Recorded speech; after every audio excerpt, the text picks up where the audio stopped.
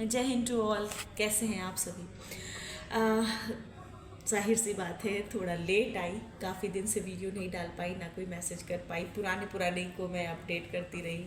लेकिन आज ज़रूरी था आना, क्योंकि अभी कल मेरे पास एक मेरे स्टूडेंट का फ़ोन आता है और वो मैं उससे बात करके मैं इतनी भावुक हो जाती, इतनी ज़्यादा मुझे परेशानी होने लगी कि मैंने उसको बोला कि बेटा कोई बात नहीं, मैंने जैसा उसको समझाना था मैं समझ गई। फिर मुझे ऐसा लगा कि उसके इस बात को जो जिस परेशानी में वो गुजर रहा था, उस तरह के ना जाने कितने लोग होंगे, तो क्यों ना ये छोटी सी वीडियो आप लोगों तक पहुंचाई जाए।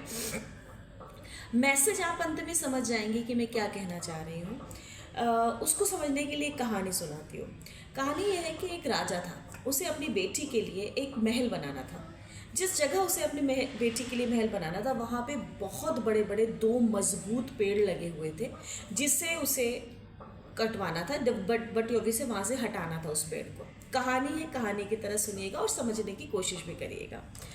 तो जी उसने राजा ने आदेश पारित किया कि 2 लकड़हारे को बुलाओ और ये 10 दिन के अंदर ये जो पेड़ है इन्हें हटाना है यहाँ से, ठीक है।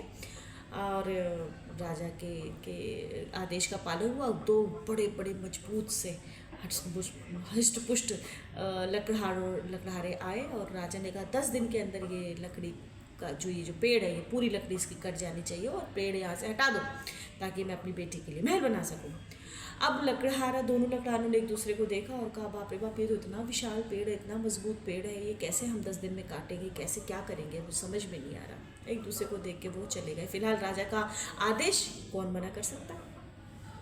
अब क्या हुआ कि एक दिन बीत गया, तो जो लकड़हारा था वो अपना गया और वो काटना शुरू कर दिया।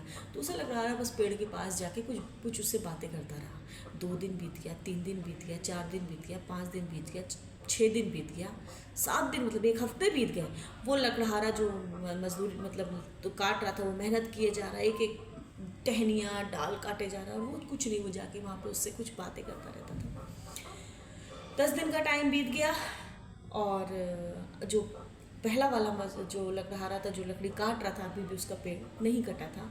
और जो दूसरा वाला लकड़हारा था, उसका पूरा का पूरा पेड़ सूख गया था और उसने एक कुल्हाड़ी मारा और वो पूरा का पूरा पेड़ गिर गया। राजा ने बुलाया और बोला भाई ऐसे कैसे हो गया कि जो मुझे पता चला कि 10 दिन तक तुमने बिल्कुल 9 दिन तक कोई काम नहीं किया और 10वें दिन तुमने एक कुल्हाड़ी मारी और पूरा का पूरा पेड़ तुमने सुखा दिया। क्या किया तुमने, उसको बताओ, कौन सा जादू, काला जादू किया तुमने उसको, जो तुमने पेड़ को बिल्कुल सुखा दिया, जला दिया, क्या किया तुमने? तो और वो जो लकड़हारा था उसने कहा कुछ नहीं महाराज, मैंने कुछ भी नहीं ऐसा किया, मैं बस जाकर उस पेड़ को रोज़ पूरा सुबह से लेकर शाम तक उसकी कमियां बताता था। क्या ज़रूरत है तुम्हारी इस धरती पर, है ना? तुम तो बेकार हो, तुम्हारी कोई नीड नहीं है, तुम्हारे अंदर क्या है, तुम ना छाया दे पा रहे हो। मतलब मैंने उसको खूब सारी उसको अगेंस्ट उसकी निगेटिव बातें करी और उस जो निगेटिव मतलब नकारात्मक बातें करी उसको लेकर, और उसका इम्पैक्ट ये पड़ा, उसका ये प्रभाव पड़ा कि वो पेड़ सूख गया और मैंने बड़ी आसानी से काट दिया।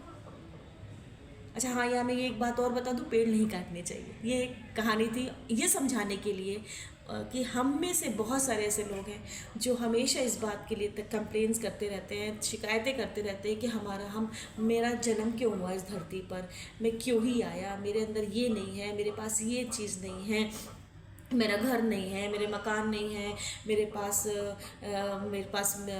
मतलब मेरा प्रेम ही नहीं है, पति नहीं है, मेरे पास लग्जरी नहीं है। बहुत सारी कंप्लेंट्स हम खुद पे के लिए करते हैं। मैं खूबसूरत नहीं हूँ और सो मैनी थिंग्स।